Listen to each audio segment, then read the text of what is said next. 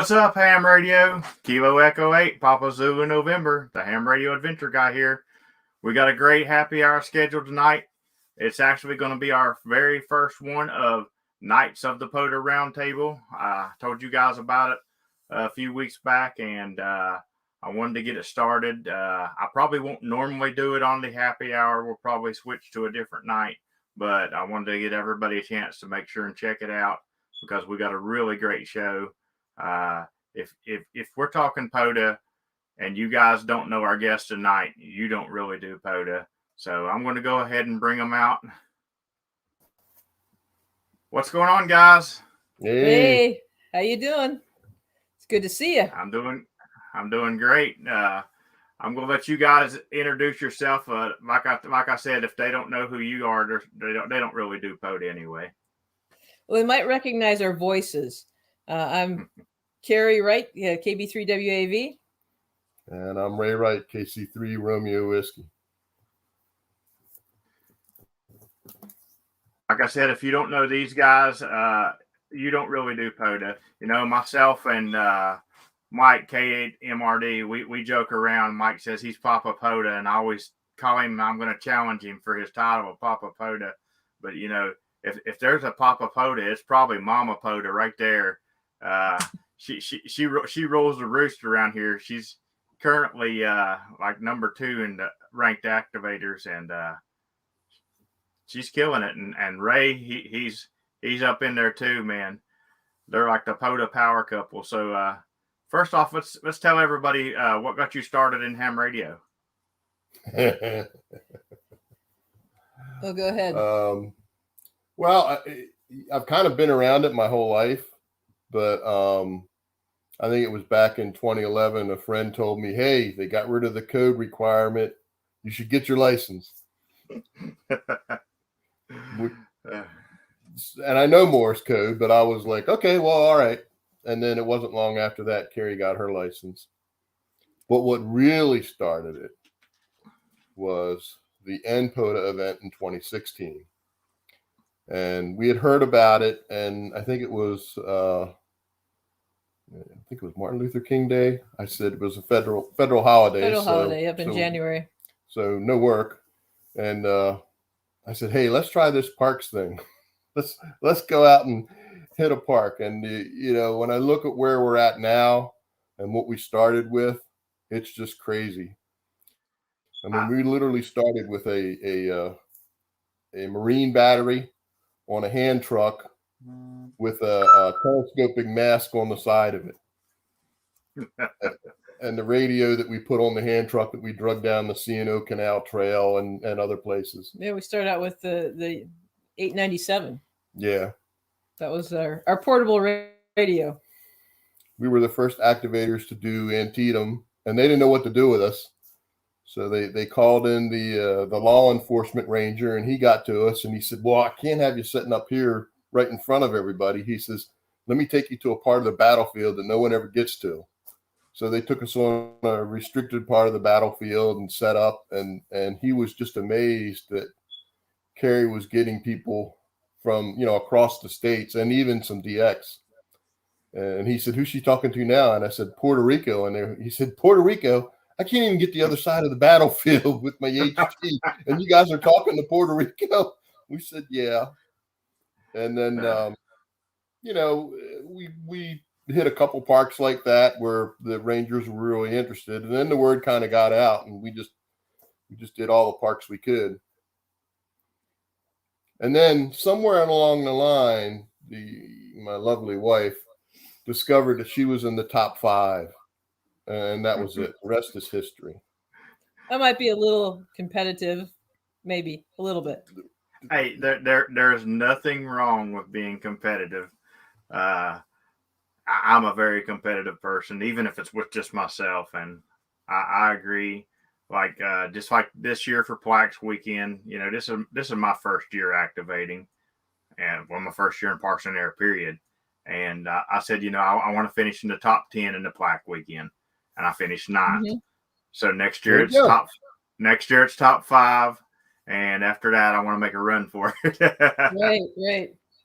I mean, and I think it's not only just the competitive, like you can be competitive against each other, but you're also competitive against yourself. It's a great play, set goals. I want to do so many parks or so many new parks, or, can I find an ATNO? Well, if they add more parks, I can always find an ATNO.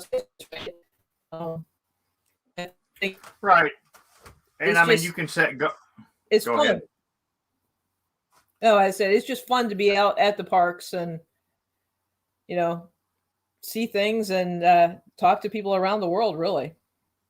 I agree. I mean, I've always been an outdoor person. So, little story on how I got started on Pota.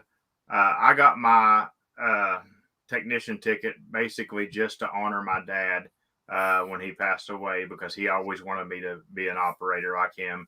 And, I never did. So I got that, and I played around on the repeaters a little bit and stuff. And one evening I was sitting here and I said, I'm going to hook up his old ham radio and I'm just going to listen.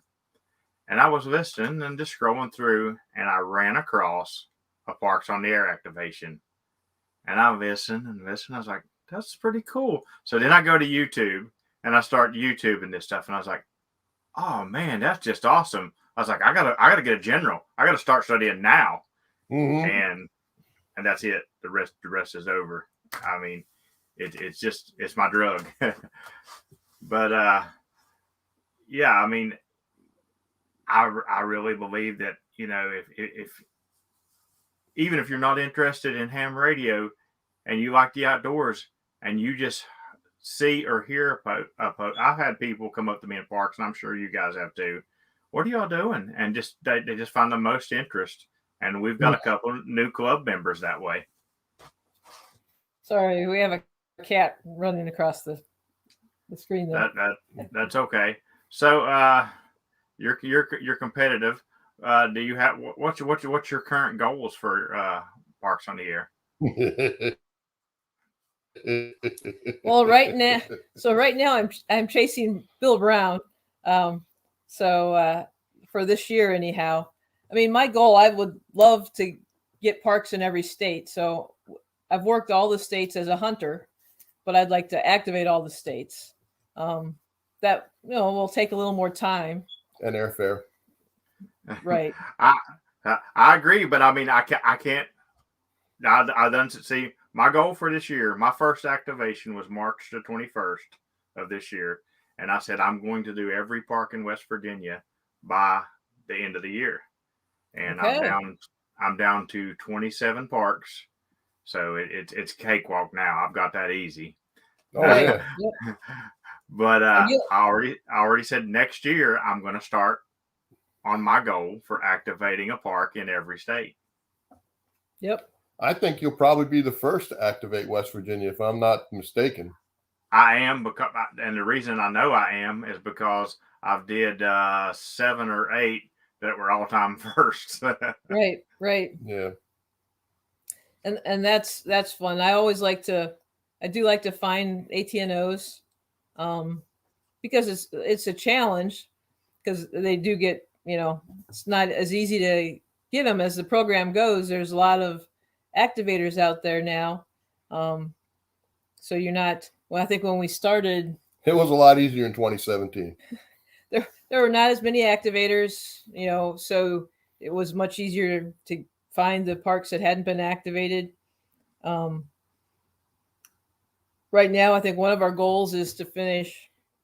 I've activated all of Maryland once, then they added some more parks. So now we're working on trying to finish that.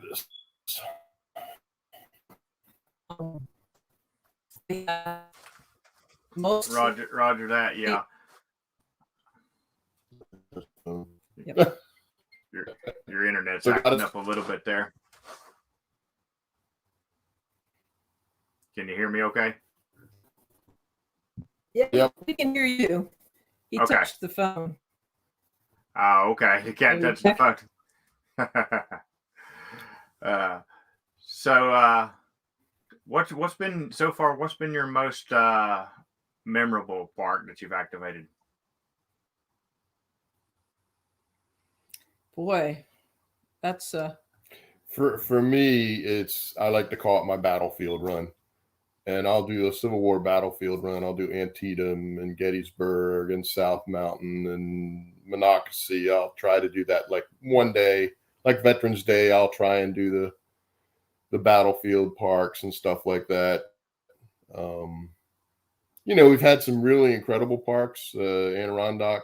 No, what's the one up in Maine? Arcadia was really neat. And just you know, there's so much beauty in America, and you know, not only for us doing parks, but seeing other people when they do parks and take pictures.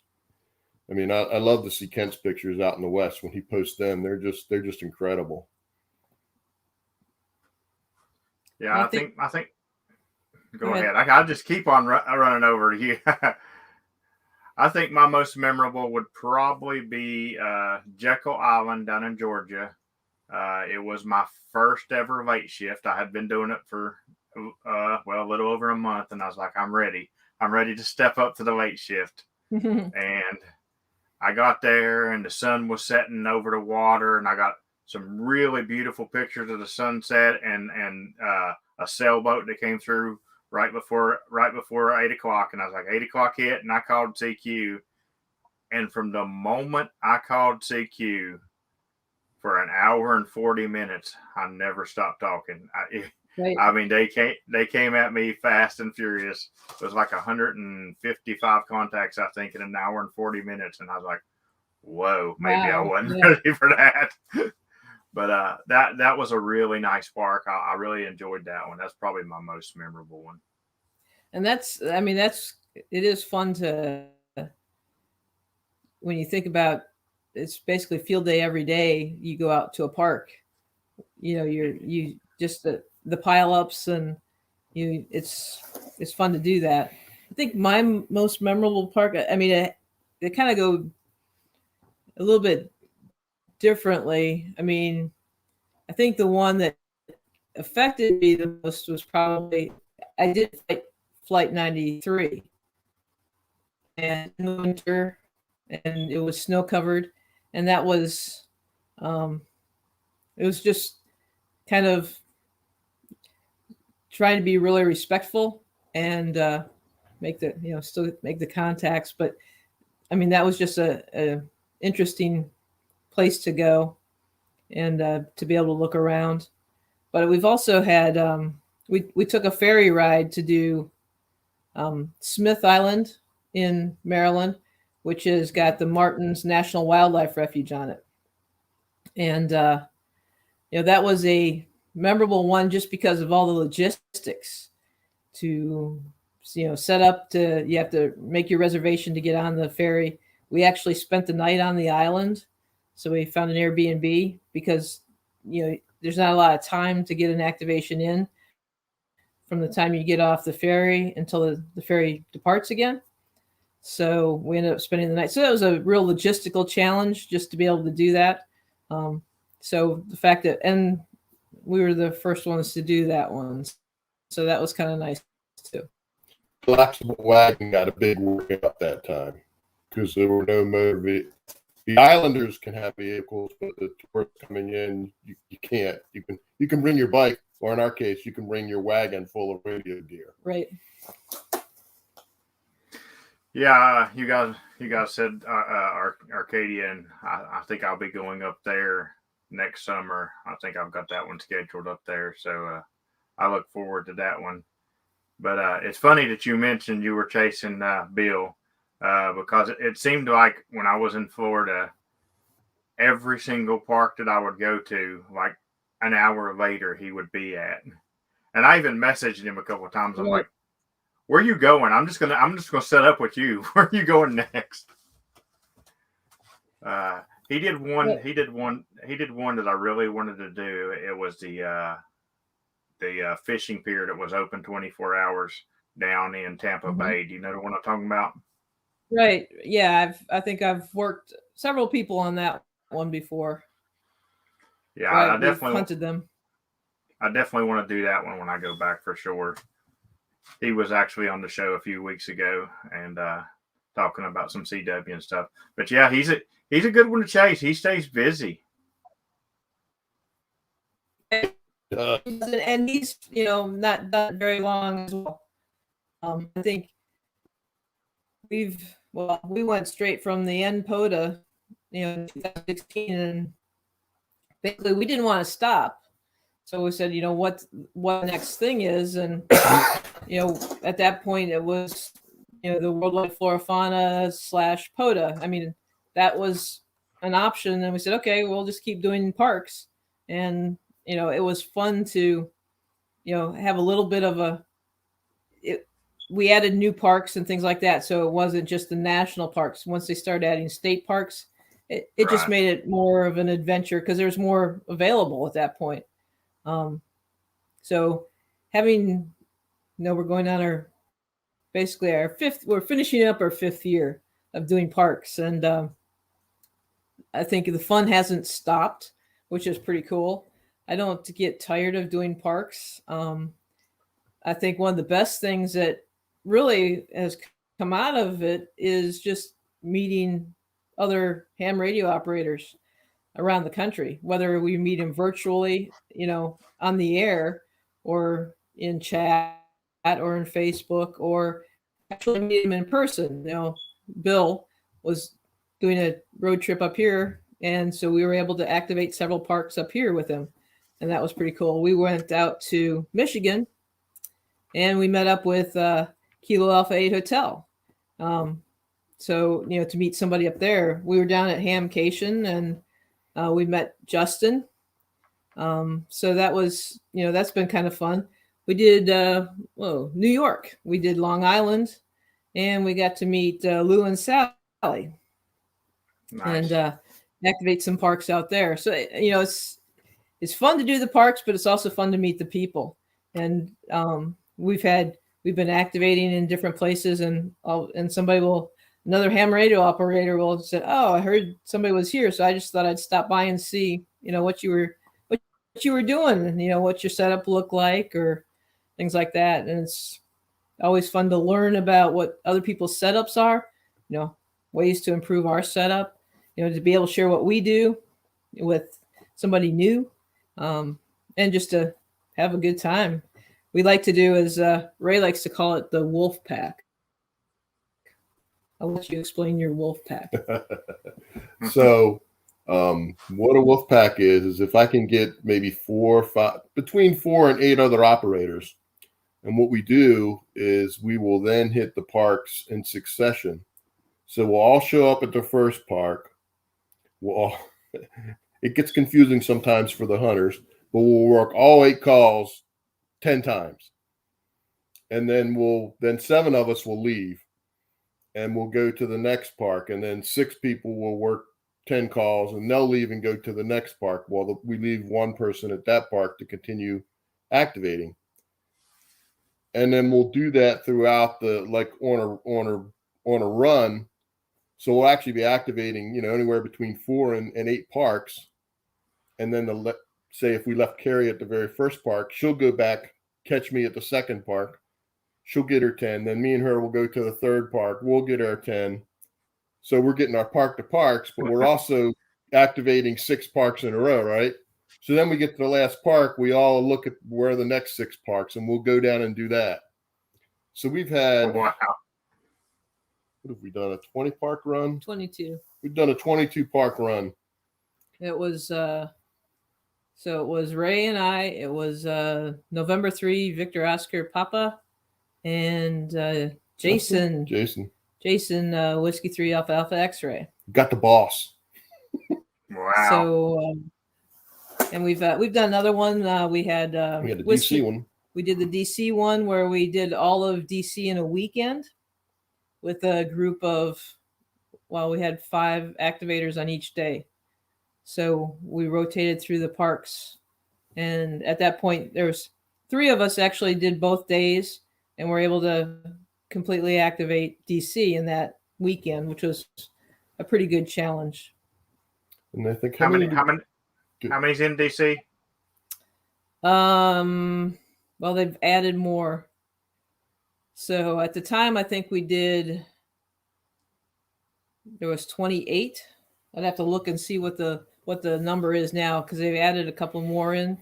I think I need to go one more before I work all DC again. So, but we did about 13 parks per day, and that was, doing the ones that were on the outskirts of the mall, and then the ones around the mall on the second day. So Okay. it was a good challenge. So now when you activate DC, is it kind of like when you hunt DC? Does that count as a wild card for the activating all states? It does. It's a wild card both ways. Yep. So she just has to take me to Hawaii. Yeah. Well, Hawaii and Alaska we have to get to. We've already been to Alaska. Well, yeah, but we haven't activated Alaska. True, that's true. Well, there is go ahead, Ray. I was going to say, one of the things that we did was it this past year we did Delaware in a day? Yeah, it was this past year. This year. We did Delaware in a day. I kind of looked for a challenge, and I was thinking, well, there's 44 parks, I can maybe get 15 operators. Let's see if we can do more today. And I was really thankful to the guys that showed up. And I was so great to see that we managed to get one whole state done in one day and give all the hunters a chance to get, that Delaware plaque. So that was really cool. Kind of a give back thing to the hunters because they do so much for us. So I really felt good that we were able to maybe get some of them their state plaque. That was great. Now I'm looking at other states. Rhode Island would be in this one to hit. Other ones. Here in West Virginia. I got some of what you said. Your audio it cut in and out a lot on that challenge. You might want to try that one more time. Okay. So we did Delaware in a day, which was 44 parks, and I got 15 operators to jump in and help us get it done. And I was just so pleased that we were able to do that because it was kind of a give back to the hunters that pay so much attention and help all of us activators when we're in the field, that we were able to give a lot of them their state certificate for Delaware. So that was really cool to get. I'm kind of looking at some other states like maybe Rhode Island, and that's when Carrie said, so how many parks are in West Virginia? 127.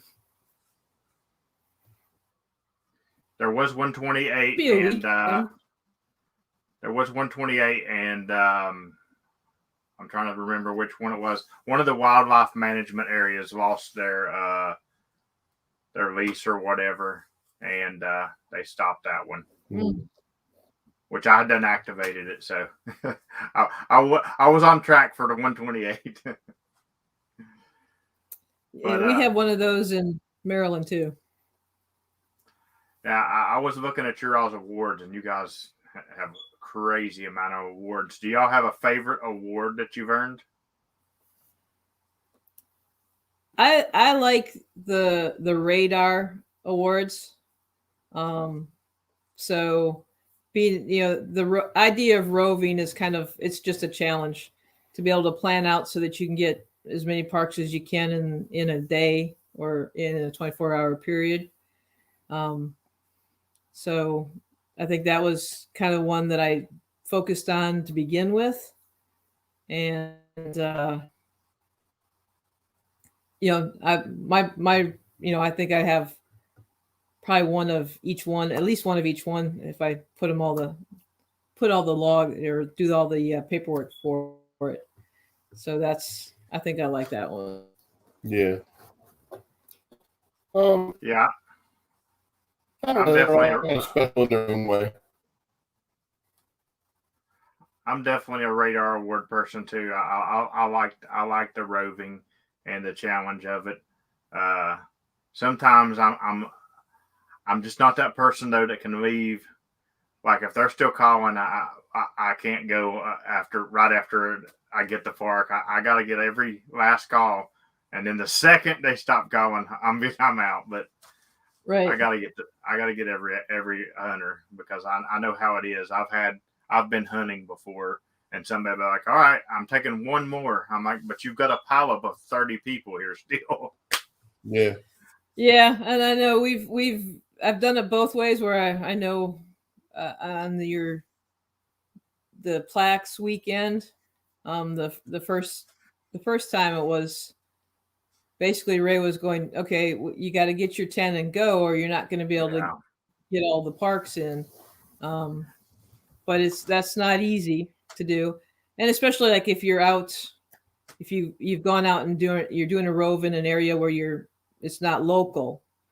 So if you're going to if you want to get the parks in, you have to go in a shorter time to be able to get the parks in, because you don't know when you're going to be able to come back, and that's one of the things that's always a challenge. Joseph VE3 GKT wants to know what equipment you normally use, Carrie. So I use the Eagle One vertical on a trailer hitch mount, running the Biennial battery and the ICOM 7300 with a manual tuner. with we use an external tuner on that as well. We're almost identical except for the radio. I use the Eagle One and the Biennial battery as well, and I swear by my Eagle One antenna.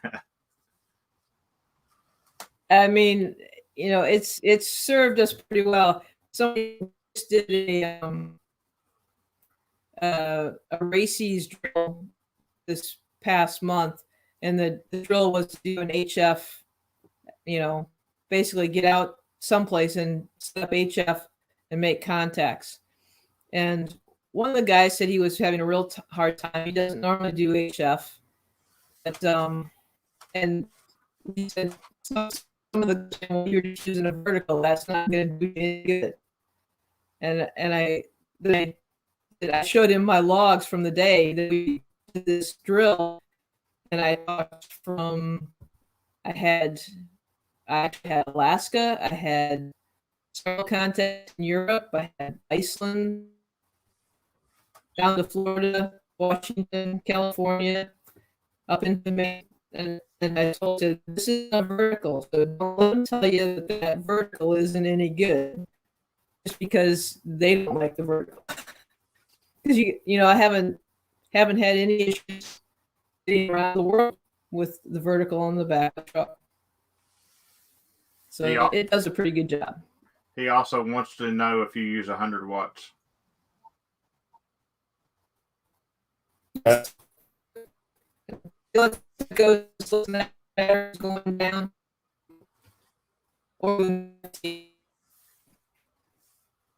And Joseph, you'll have to explain what the rest of your question means. I'm not sure what you're talking about. He said something about, have you ever done a 5+ radar within a single park? And I don't understand that. So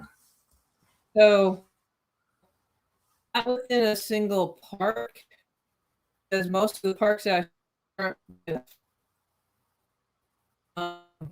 out west, the parks are big enough where you could actually do a 5 radar stop in a single park, because you have to go a certain distance between your setups.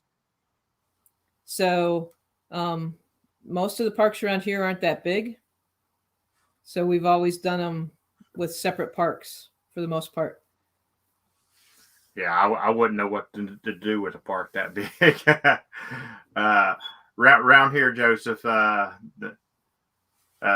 of the other YouTubers will joke when they started drawing the map of the United States, they were drawing everything really, really small. And then they got bored by the time they got out west, and they just said, forget it, and started drawing these big old states. That's a good analogy.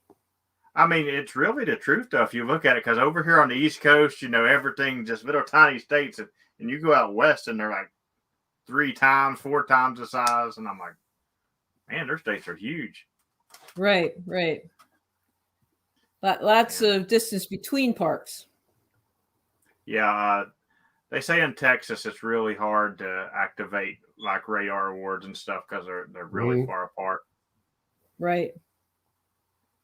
But you mentioned Alaska, and there is a crew of people going over next June.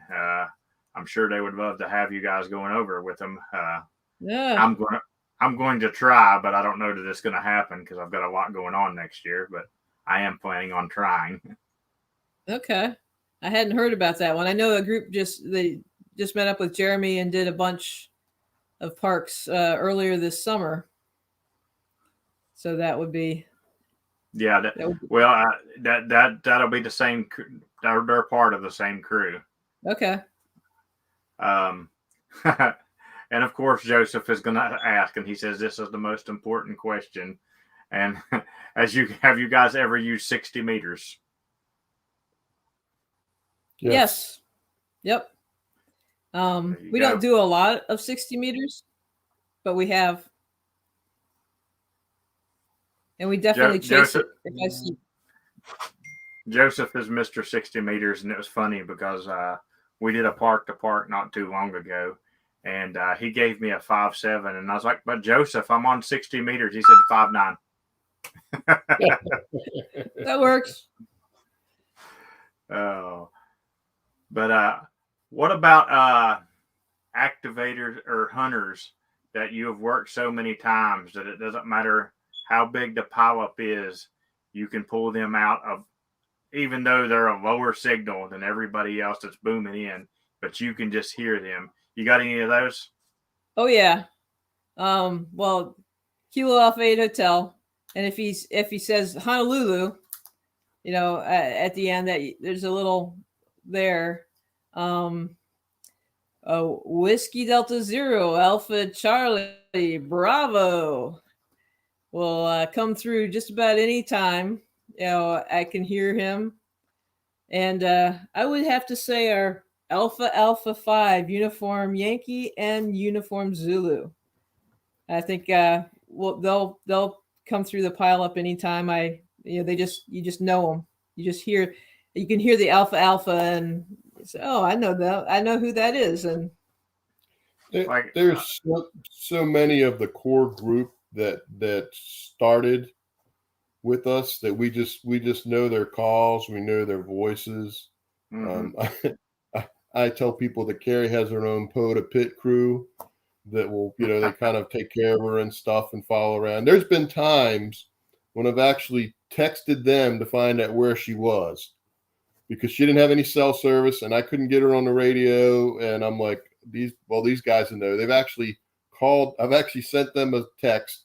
They've called her on the radio and told her, "Hey, Ray needs you to give him a call next time," or whatever. Have relayed information for me. Yeah, I mean, I think every activator has those call signs that he can just pick out or she can pick out. For me, it would be November 2, Bravo Tango Delta, Brian, and November 3, X-Ray Lima Sierra Joseph. He's another one.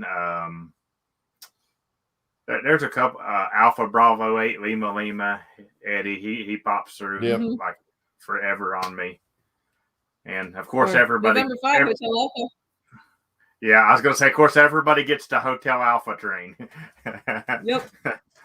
Everybody gets that one. But so how does it work with you guys? Do you get competitive with each other?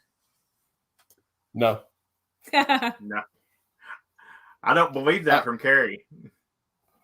I teased her this year and threw a thing out on the Facebook page saying this was going to be my year. I was going to beat her and Bill and Tom and everybody. And within the first week, I knew it was lost. I said, "Well, I'm done." Because he retired this year, so he said, "Oh, I'll have more time." But I can't keep up with them. They're in a class by themselves. I mean, I kind of figured out since 2017.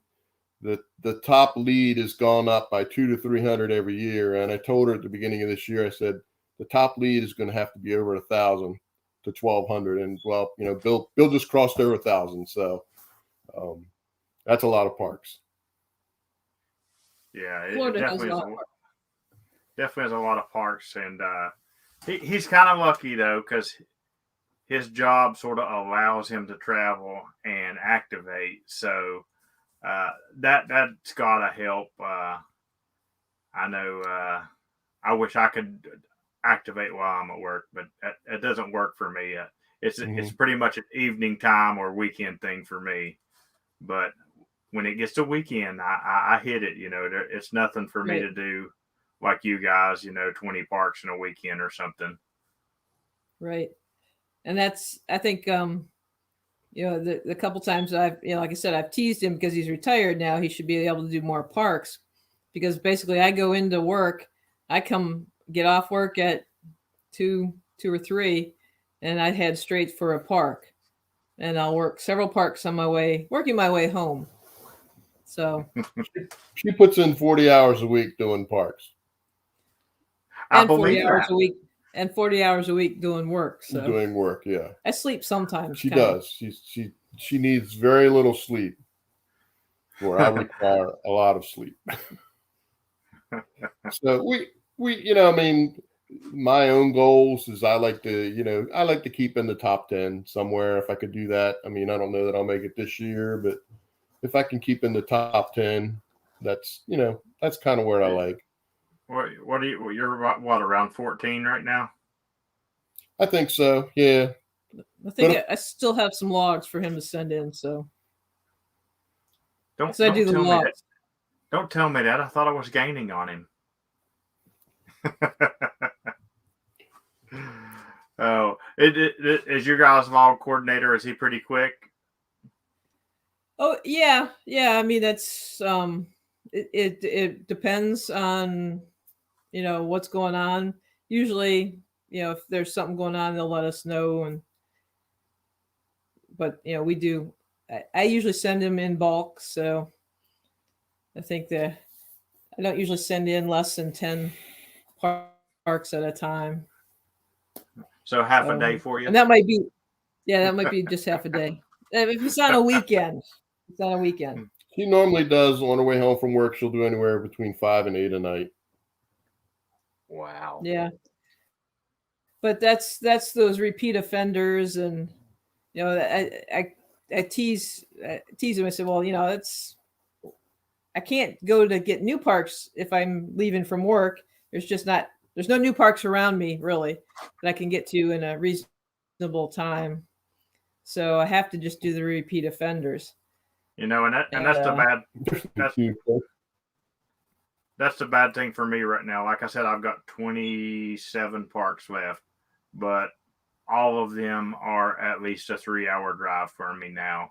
So it's not like I can go out after work and get those. Everything I do after work now is, it's going to be a repeat offender. It's going to be, matter of fact, I worked one this evening, and I'm halfway to my repeat offender on it now. So,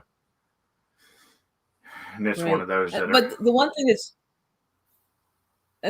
that's cool about the repeat offenders right now is there's so many new hunters that even if I'm doing it I might even have a kilo at a park, and I'll still have people come, contact me and say, well, it's the first time I thank you for a new park, so that's kind of neat in the fact that even though I've been there, a few dozen times, I will still get people who are getting it for the first time. So that's kind of fun because of the growth of Pota itself. Right. I was actually in Chief Logan State Park last weekend. I was helping out a new activator get started and stuff. And of course, I did the park before he got there. And I had a couple people say, thanks for the new park. And I was like, man, I've been here 21 times. Why are you just now hunting me? But it's definitely something that's still growing, and you're always getting new people and new calls. And that's what's fun about it. It is a lot of fun. It's family in a lot of ways. Like I've told the story a couple times. You'll end up with a you'll be on a frequency, and you might have some interference, and then one of your hunters will jump in and say, hey, the frequency is in use. And, that sort of support that you get from the hunters. I know, well, even when we started this, we have a good hunter up in Canada, Victor Echo 3 Zulu November, Kurt. He chases us all the time. Even if he already has the park 100 times, he's still going to chase us there just because he knows we're up. And we have several people like that, it's just great to hear their voice. If you can just break off for a quick 5-second chat with them, and then usually the other hunters will sit through it and wait. I'm like you and Carrie. It's really hard to cut them off. It's like we make our bare minimum is 15. We try to do at least 15, but usually what we'll do is we'll tell everybody, hey, we're going to run a page. I have a personal goal to beat her in the number of sideband contacts we can have in 1 minute. I think our record right now is 7 apiece, but I'm going to try to make it 8. We'll see. And it's fun because the hunters will line themselves up in that competition as well, right? So they're ready for it. I'm ready for it, and I'll just run a list, and they'll run they'll jump in as fast as they can, and we'll get the exchange over. And it's been really cool. I'm gonna have to go back. I'm gonna have to go back to my my activation that I was talking about earlier, because I've got that on video, and I'm gonna have to see what I got 7 in. I might can give you a run for that one. Got a couple more. Go ahead. Got a couple more questions. Joseph wants to know if you use late shifts for an advantage on trying to get your repeat offenders. Oh, absolutely. If I can set up before the late shift, I'll work the park, and then stay for a late shift. And so you get at that point, you get 2 different activations. That's and anime. If Joseph answer does not explain it, just let me know and we'll explain it more. She was asking about late shift, but Joseph explained it to her in the chat. Also, another reason why I like to do repeat offenders, because I was going back and I was looking at my activations at Chief Logan, and I've done got to repeat offender, I've done got a kilo, and of course I can keep going and get it, double them up. But I noticed that some of the operators who hunt me a lot are kind of close to repeat offender for hunter. So now I'm wanting to go back and just make sure and get that for them. Right.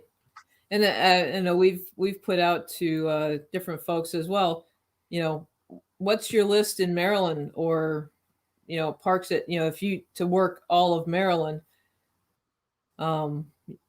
We've worked on trying to get those for some of the different hunters. Same with Delaware. We've over there enough that we can, help. And Delaware's small enough that a lot of people are probably close to getting worked all Delaware if they haven't got it. I know we have a couple folks have let us know what they need in DC. So I'm planning on a run into DC sometime in the near future. Mm-hmm. I don't know that he'll go with me. Mm-mm. But so I'm going to try to get some of those parks. Yeah. Try to get some of those parks for some of those hunters that are looking for their final few in DC. So that's again one of those things. It's a team effort. They help us get the activation in, and if I can help them get worked all of Maryland or DC or Delaware.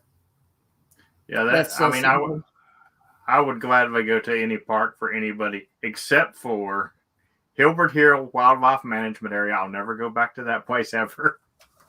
Really? Oh my goodness, it. So I put it in on my GPS and I drive down and it takes me to some guy's driveway. So I'm driving around everywhere trying to find a way. And I eventually run into a guy who does telephone operation for a local telephone company. And I asked him, I said, do you know where this place is? He said, yeah, but I don't know why you would go there. I was like, well, I want to do Parks on the Air. And I explained it to him. He said, I still don't understand why you would want to go there. I said, can you just tell me how to get there? He said, no. He said, I'll have to show you. And he drives me down this crazy road forever. And then he gets to this little dirt road. And he said, you go down that dirt road about 4 miles. He said, you're going to go through some really rough stuff. He said, the road's going to turn into the creek and you're going to drive in the creek for hundreds of yards. And you get down there. And I mean, of course, Oh, wow. I literally activated, I seen the little wildlife management sign on a tree, and I activated in the road right there because there was no place to pull off. And I said, yep, I will never come back here. It's over with. One and done, huh? One and done. And that's the told only her time. that- That's the only time that one's ever been activated too. Well, you'll have to give us the instructions that you got. Okay. Ours is, at least for me, and I'm going to make sure she doesn't do it again, is Edgar Allan Poe's house in Philly. It was just not in the best part of Philly. Okay. I was gonna say that sounds pretty interesting, but now I understand. Yeah, I don't really like. I don't like to do parks where I've got to sit and watch myself like this too well. And that sounds like one of those. It is. It is. Yeah, it was as soon. That was one park where as soon as she got her 10, I'm like, we're done. Let's go. Pack it up. We're out of here. I'm like you guys. Go ahead, tell me about this. I'm intrigued about this one. Oh, which one? Edgar Allan Poe. Yeah. Oh, there was a lot of illegal activity going on both ends of the street. We were approached and asked if we were the police.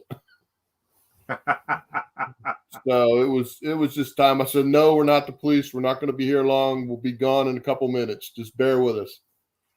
And that's one you have to do totally portable because you have to sit on the stoop of the house because the sidewalk or anything else isn't part of the park. Oh, wow. So yeah, that was a challenge to get that one in. There's a couple of them in Philly that were like that. I think the other one was, I can't remember the name of it, but there's another one, another house that you have to set on the stoop. And I think Kilo Zero, Bravo Alpha Kilo, actually built a stoop setup that he used to do those parks in Philly, where he actually stood up and had it. That would be handy. One. It would be. Because I've had to do it from a stoop before, and it is not comfortable at all. No. It's a good challenge. I was going to say that as activators, I think a lot of times when we roll into parks, we have a tendency of maybe making illegal activity uncomfortable and has to leave. Yeah, I've mostly on late shifts that I felt a little uncomfortable, but yeah, I don't like bad parts of town in the daytime as well, though. So now, have you guys have been to a lot of parks? Have you had any trouble with any park rangers or anything? Because you hear these stories every now and then, and it's rare you hear them, but I'm always curious about people's stories. So in general, we have not had any problems with the rangers. We've had them come up and ask what we're doing, and we've explained it to them. I've had a couple incidences, I guess, at one of the parks here in Maryland, and we did that park early on and talked to the rangers there to begin with, and they said no problems, no issues. I think there's been like a change in whoever's in charge of that particular park now, because the one time they actually said, well, you need to stop in and let us know before you activate or before you set up anything here. And I said, okay. I said, well, I had talked to the rangers here before and they had no issues with it. And they said, well, now you need to come talk to us before you set up anything.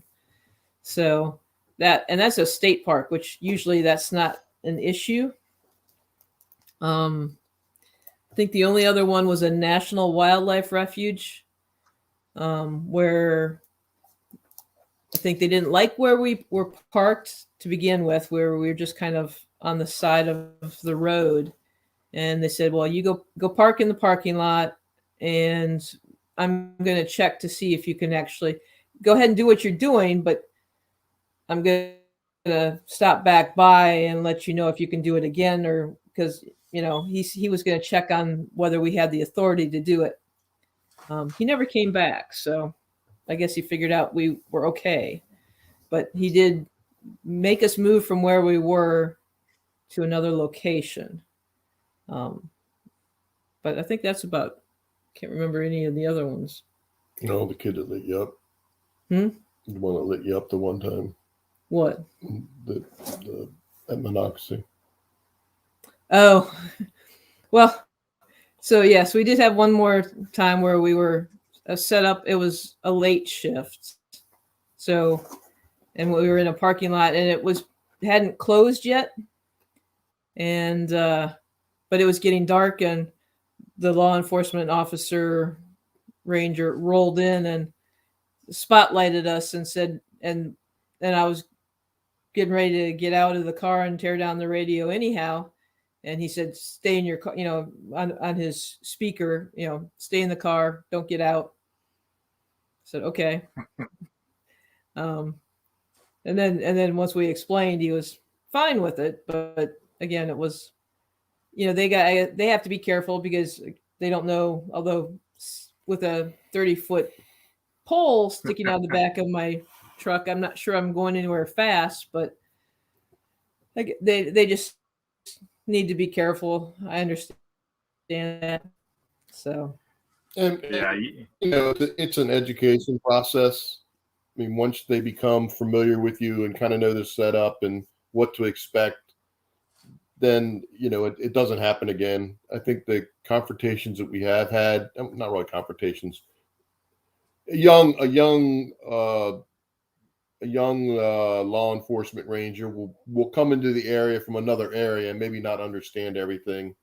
And, once they get it figured out, or they ask some of the other law enforcement rangers, hey, these guys set up in a truck, and they say, oh yeah, they're there all the time, don't worry about it.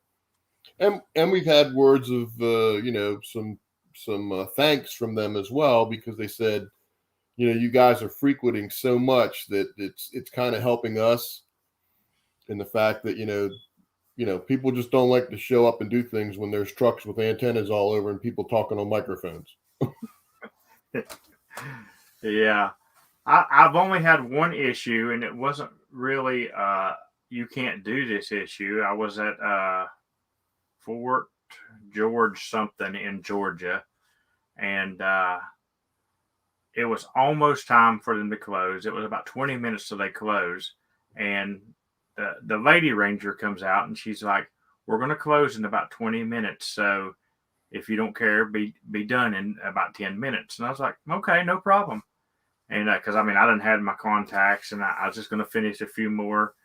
And about 2 minutes went by, and the guy comes out there, and he said, she done told you to leave.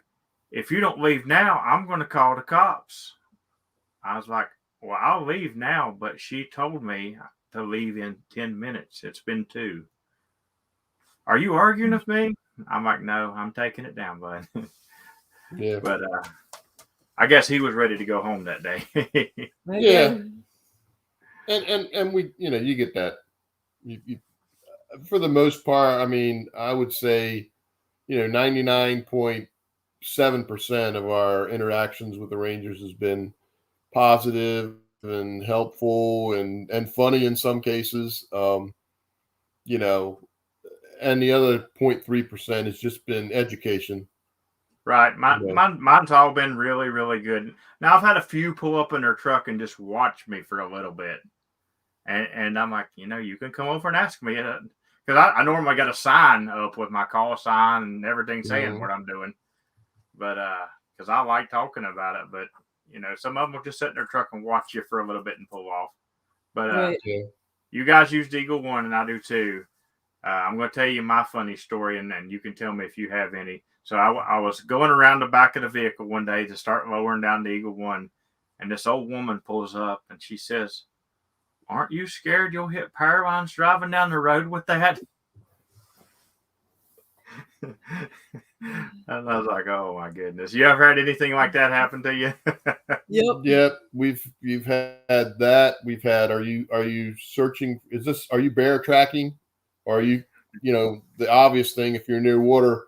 How does that thing work? I don't even see a reel on it. Like a fishing pole. I broke away from a while, and I was using a 40-foot spider beam with a wire on the outside. And what I discovered was that if I get into a sandy environment, it was making it hard. The grit was getting on the telescopic pole, and it was making it hard to take up and down. So a wire on the inside was better.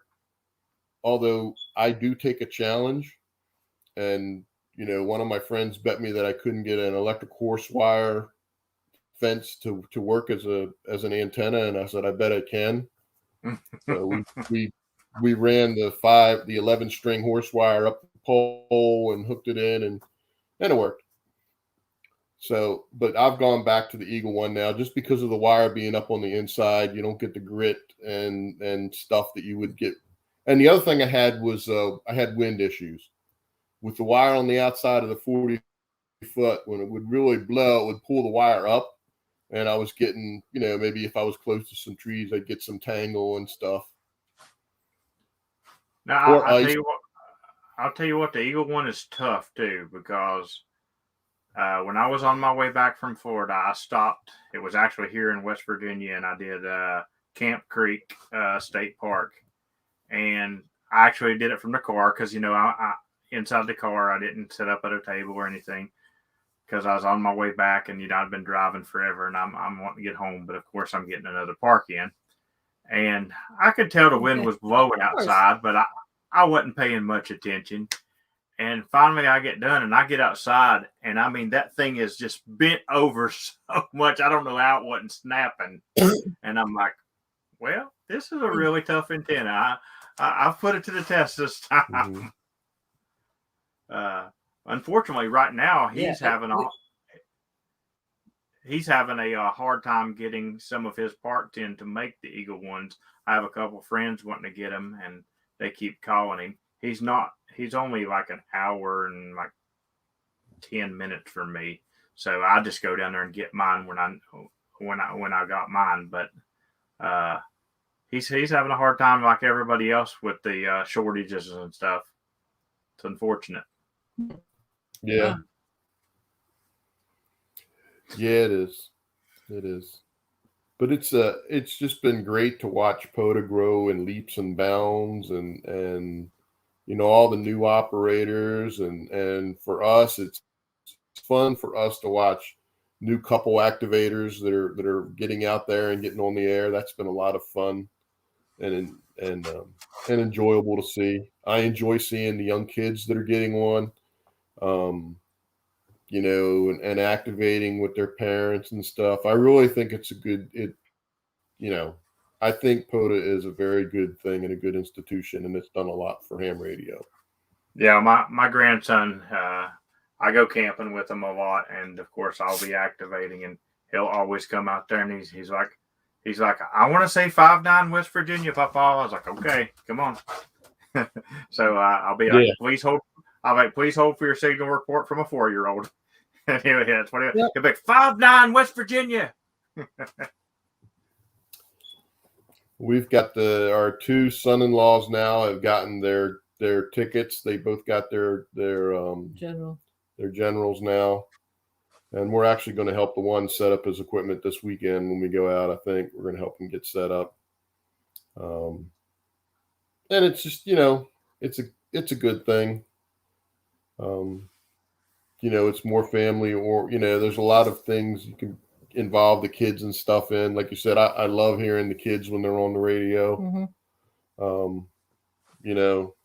I'll stay beside park to parks. If I hear a kid giving out a call, that's my next priority. you know. Right. And then we'll work, work down the list. Right. So how do you work the pile ups? Typically, I normally will hear one almost full call sign and I'll get it. But I mean, other than that, if I have to, I'll listen for that last letter from somebody, and I'll like station ending an Oscar. And I do it pretty. It always goes pretty smooth. I don't normally have a problem getting through them. Every now and then I do, but I know every activator does it different. Like even when I'm hunting, I'm like some people you got to be the first one to call out when they say QRZ, and some people you got to be the last. And then of course there's the people there's the people with the amplifiers that you're not going to beat anyway.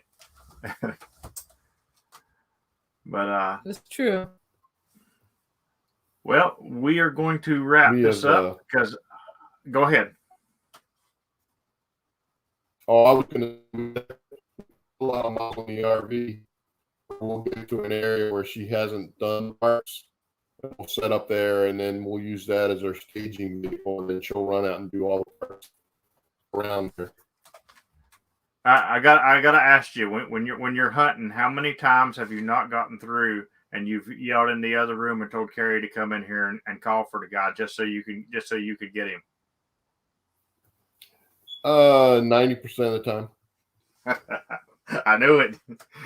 It never fails because a woman will always get through, or a kid, and I'm the same way. If I'm doing a pile up and I hear a woman or a kid, I will always go to them first. It's habit. Yeah, it is. Her voice does break through where mine won't a lot of times. Although we use a vertical when we're on the road here at the house, we have a lot of red oaks that we've got dipoles up in. We had a spider beam up, but we had a tornado kind of hop through the backyard and it took it down. Yeah, here at the house, I have my dad's random wire antenna that he built, and I can hunt anything on that. I mean, it's just an amazing antenna, and he knew what he was doing for sure. But in the field, I'm Eagle One. But anyway, we're going to wrap this up. We do our live stream every week, but this was actually the first time that we did the Knights of the Pota Roundtable. And just to let you guys know, you were the first people that we were inducted into the Knights of the Pota Roundtable. So congratulations. Thank you. Thank you. I couldn't think of more worthy people than you guys. Like, you guys are definitely an ambassador to the sport. And I hope to be in a park one day and run into you guys. I know Bo and James told me they ran into you in a park and you guys did like a 4-way activation. Oh, we did. Yep. Yeah, James was on the stream not too long ago, and it's a Pota channel. That's because that's what I do. But I appreciate you guys coming on, and well, hopefully I'll meet you guys soon. If you're down at Hamcation or something like that, I'll definitely see you down there. We'll try and make that happen. All right. That is our plan this year. You guys can hang out right here, and I'll say bye to you in a second. Everybody else, I appreciate you tonight. Make sure and smash the like button for me, and we'll catch you next time. Thanks for sharing my adventure. 73.